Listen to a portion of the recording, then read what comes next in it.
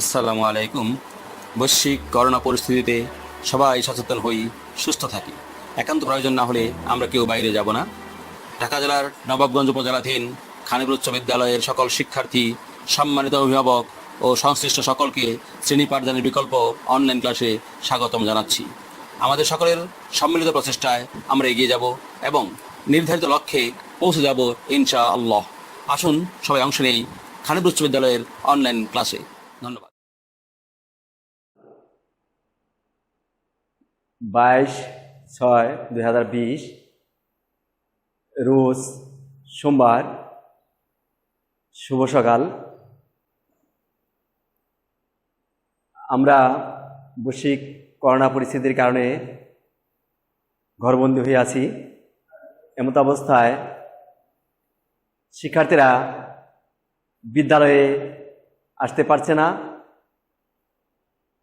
যার জন্য আমরা শিক্ষার চলমান কার্যক্রমকে কিছুটা পুষিয়ে নেওয়ার জন্যে আমরা অনলাইন ক্লাসের ব্যবস্থা করেছি এবং আমরা অলরেডি অনলাইন ক্লাস শুরু করেছি। আমি আজকে নবম এবং দশম শ্রেণীর পদার্থবিজ্ঞান ক্লাস নিয়ে আমরা আজকে আলোচনা করব। দ্বিতীয় অধ্যায় গতি, এবং আজকের পাঠের বিষয় হচ্ছে গতির সমীকরণ। আমরা শুধু আজকে রৈখিক গতি নিয়ে আলোচনা করব। এখানে ইউ আদিবেগ, সময়ের শুরুতে যে বেগ, এ ত্বরণ, টি যে সময়টুকু অতিক্রান্ত হয়েছে, ভি অতিক্রান্ত সময়ের পর বেগ, এস হচ্ছে অতিক্রান্ত সময়ে যে দূরত্ব অতিক্রম করেছে। এই রাশিগুলোর কখনোই দিকের পরিবর্তন হবে না, শুধু রাশিগুলোর মান নিয়ে আলোচনা করব। যদি কোনো ত্বরণ না থাকে তাহলে বেগের পরিবর্তন হয় না, তাই আদি বেগ আর শেষ বেগ সমান। এক্ষেত্রে ইউ সমান ভি হয়, আর অতিক্রান্ত দূরত্ব হচ্ছে এস ইজ ইকাল টু ভিটি। তো আমরা একটি চার্টের মাধ্যমে গতির সমীকরণগুলোকে একত্রিত করেছি। নাম্বার 1, এস সমান ভিটি। 2, ভি সমান u plus a t. 3, s is equal to u plus v divided by 2 into t. 4, s সমান u t plus half of a t square. 5, v square সমান ইউ স্কোয়ার প্লাস 2as। এবং আমরা একটি চিত্রের মাধ্যমে অনুভূমিক দিকে সময় এবং উল্লম্ব দিকে বেগ দেখিয়ে আমরা একটি গাণিতিক গড় উপস্থাপন করেছি এবং সময়ের গাণিতিক গড় এখানে দেখিয়েছি। সমতরণে গতিতে গড় বেগ হচ্ছে আদি বেগ ও শেষ বেগের সময়ের বেগ।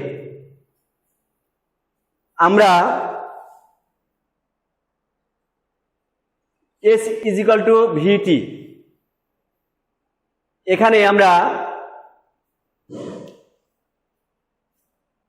V is equal to u plus a t. এখানে আমরা ত্বরণের সংজ্ঞায় আমরা জানি বেগের পরিবর্তনের হারই হচ্ছে ত্বরণ। এই বেগের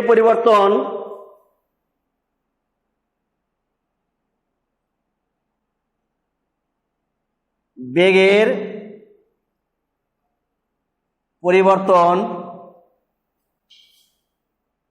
শেষ বেগ বিয়োগ আদি বেগ।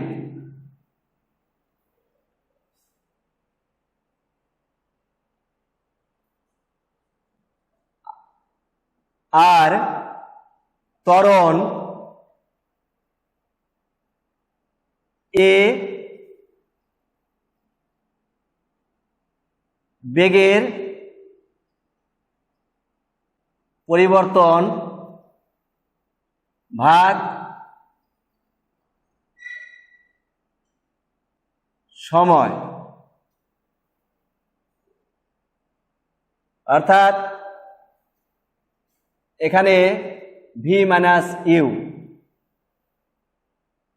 V minus u divided by সময় টি। আমরা এখানে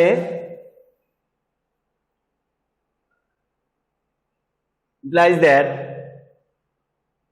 ভি মাইনাস ইউ সমান এটি বা v is equal to u plus a t. এখানে আমাদের 2 নম্বর সমীকরণে v is equal to u plus a t আমরা এটা দেখাতে পারলাম। এক্ষেত্রে যদি আদিবেগ কোনো বস্তু স্থির থাকে, আদিবেগ না থাকে, অর্থাৎ আদিবেগের মান যদি ইউ সমান 0 হয়, সেক্ষেত্রে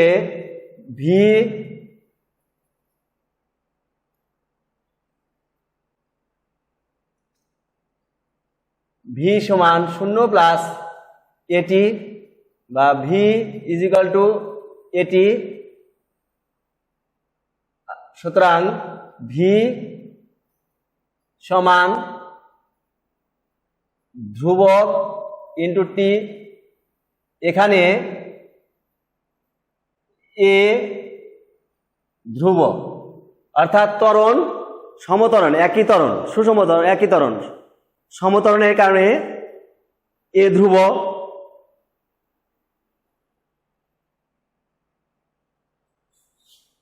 সুতরাং ভি সমানুপাতি টি। এক্ষেত্রে দেখা যাচ্ছে সমীকরণটি দাঁড়াচ্ছে, অর্থাৎ বেগ সময়ের সাথে সমানুপাতিক, বেগ সময়ের সাথে সমানুপাতিক হারে পরিবর্তিত হচ্ছে। তো আমরা এখন আরেকটি সমীকরণ নিয়ে আলোচনা করব।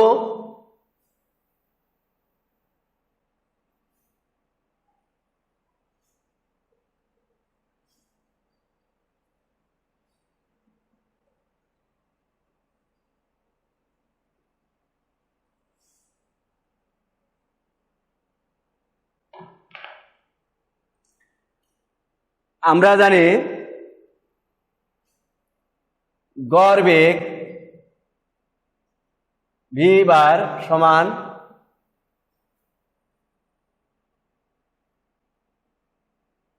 আদিবেগ এবং শেষ বেগের গাণিতিক গড়। আদিবেগ এবং শেষ বেগের গাণিতিক গড় আমরা এই চিত্রের মাধ্যমে দেখতে পাচ্ছি। এখানে এখানে আদিবেগ ইউ এবং শেষ বেগ ভি, এবং এই দুটো বেগেরই গড়, গাণিতিক গড় u plus v divided by 2, এবং দুটো সময় আদিবেগের সময় প্রাথমিক সময় 0 এবং শেষ সময় টি, পরিবর্তিত সময় টি। সুতরাং এই দুটো 0 প্লাস টি ভাগ 2, এটাও গাণিতিক হিসেবে আসছে এখানে টি বাই 2। তাহলে গড় বেগ ভি সমান এস বাই টি। তাহলে এই দুটো সমীকরণ থেকে আমরা পাই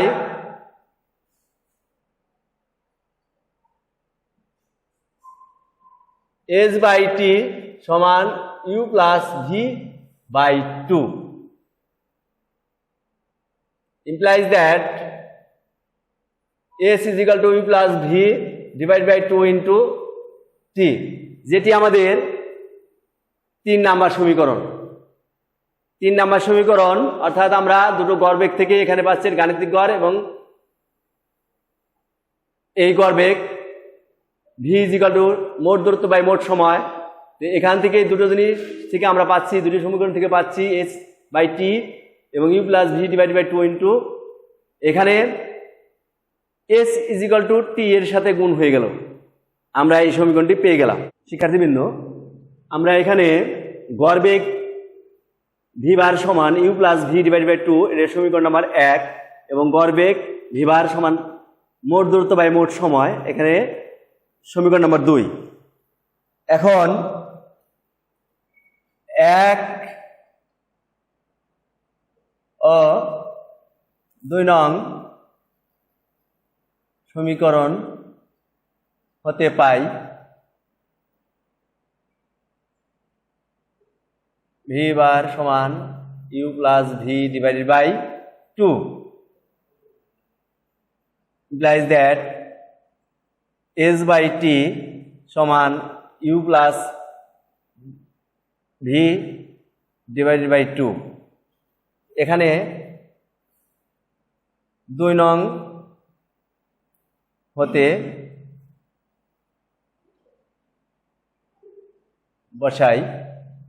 মান বসাই implies that s by t u plus এই ভি সমান আমরা u প্লাস এটি বাই 2। এখানে ভি সমান u প্লাস এটি implies that s is equal to 2u plus at into t भाग 2 implies that s is equal to 2ut plus at square भाग 2 implies that s is equal to ut plus half of a t square। এখানে আমরা আরেকটি সমীকরণ পেয়ে গেলাম, যেটি 4 নম্বর সমীকরণ। এখানে ভি বার সমান u plus v divided by 2।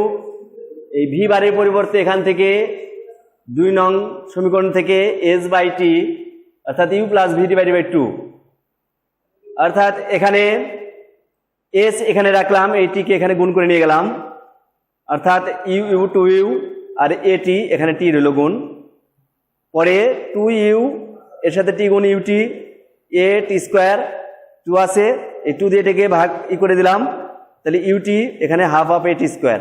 আমরা এখানে 4 নম্বর সমীকরণ পেয়ে গেলাম। এরপর আমরা আসব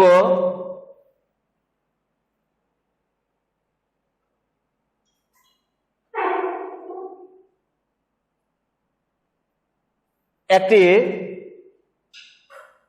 আমাদের উপরে সবগুলো সমীকরণ এখানে দেখা যায় 1 2 3 4, এই 4টি সমীকরণ টি সম্পৃক্ত, অর্থাৎ প্রত্যেকটি সমীকরণের সাথে আমাদের সময় সংযুক্ত আছে। আমরা এই সমস্ত সমীকরণ থেকে আমরা একটি টি মুক্ত সমীকরণ আমরা বের করতে পারি, যেটা আমাদের গাণিতিক সমস্যা সমাধান করার জন্য প্রয়োজন পড়ে, যে টি মুক্ত সমীকরণ অনেক সময় আমাদের প্রয়োজন পড়ে যায়, যার জন্য আমরা একটি টি মুক্ত সমীকরণ আমরা এখানে গঠন করব। আমরা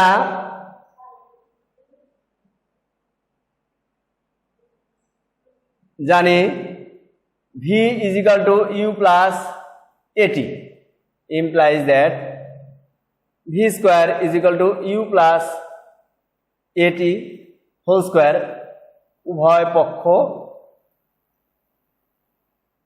বর্গ করে implies that v square is equal to u square plus 2u into at plus at whole square implies that v square is equal to u square plus 2uat plus a square t square। v square is equal to u square, আমরা এখান থেকে 2a common নেব, তাহলে থাকে ut plus half of a t square implies that v square is equal to u square plus 2a s।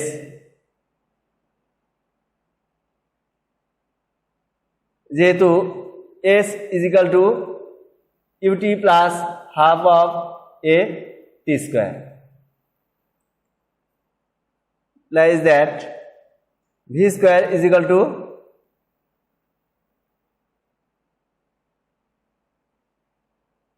u square plus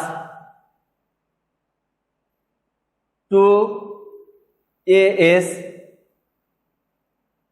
এই সমীকরণটি আমরা এখানে আরেকটি সমীকরণ আমরা পেয়ে গেলাম,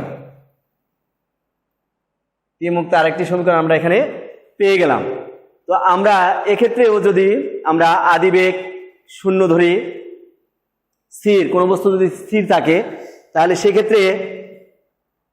সেক্ষেত্রে আমরা V square is equal to 0 plus 2as implies that V square is equal to ধ্রুবক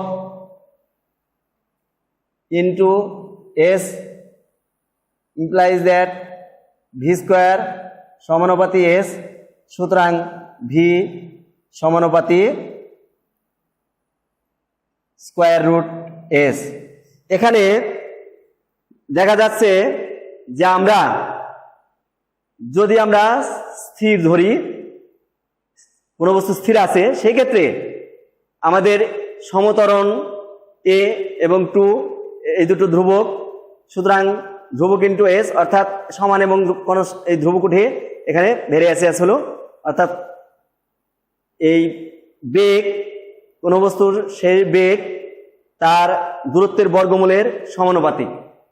তো আমরা এখানে এই সমীকরণটি থেকে অর্থাৎ 2 নম্বর সমীকরণটিকে উভয়পক্ষ বর্গ করেছি। এখানে বর্গ করার ফলে এখানে A plus B whole square সূত্র পড়ছে A square plus 2ab plus B square, তাহলে এ স্কয়ার এখানে আছে 2uat plus A square T square, এখানে V square E square, 2a common নিলাম এখান থেকে, 2a কমন নিলে থাকে ইউটি, তাহলে এখানে থাকে half of a t square, অর্থাৎ এটা দিয়ে এটা গুণ করলে এটা হয়, এটা দিয়ে এটা গুণ করলে এই 2 কাটা যায়, এ গুণ করলে এ স্কয়ার আর t square a t square.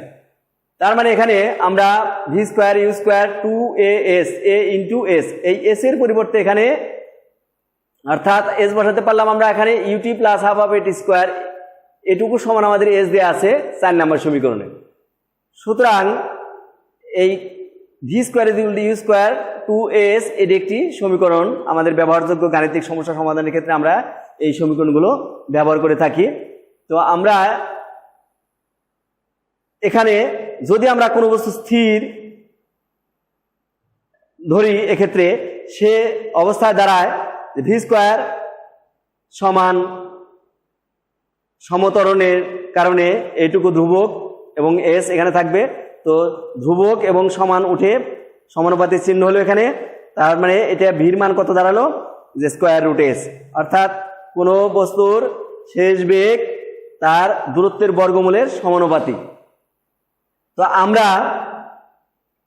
এতক্ষণ গতির সমীকরণ অর্থাৎ গতি অধ্যায়ের এই সমস্ত সূত্র ব্যবহার করে আমরা গাণিতিক সমস্যাগুলোকে সমাধান করতে পারি, এবং আমরা সমতরণে এখানে ত্বরণের সংজ্ঞা ভালো করে জানতে হবে, ত্বরণ কাকে বলে, সমতরণ কি, গড়বেগ কি, গাণিতিক গড় কি, আদিবেগ শেষ বেগ, এবং প্রত্যেকটা যে এখানে যে এলিমেন্টস বা অক্ষর এগুলো ব্যবহার করা হয়েছে, এগুলো প্রত্যেকটা সম্পর্কে আমাদের ধারণা থাকতে হবে, এবং আমরা এই সমীকরণগুলো ব্যবহার করে আমরা আমাদের এই গাণিতিক সমস্যাগুলো খুব সহজেই সমাধান করতে পারি। এবং আমরা তোমাদের যে পাঠ্য বই, সেই পাঠ্য বইয়ের যে গাণিতিক সমস্যাগুলো আছে, সেই গাণিতিক সমস্যাগুলো তোমরা বাড়িতে করে নেবে।